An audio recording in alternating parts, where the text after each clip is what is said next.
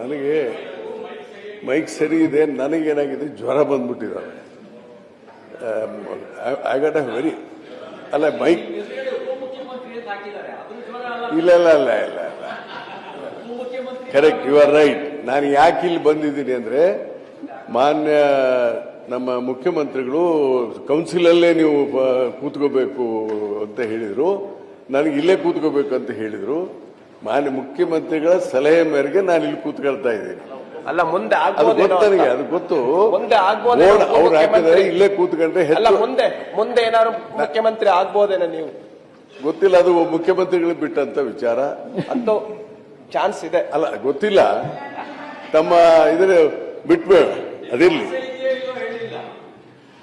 ನನಗೆ ಆಸೆ ಇಲ್ಲೂ ಇಲ್ಲ, ಆಸೆ ಇಲ್ಲ ಅಂತಾನೆ ಹೇಳ್ತಿರ್ತೀವಿ. ಮಾಡಿದ್ರೆ ಎಸ್ ಅಂದ ಇರ್ಲಿ.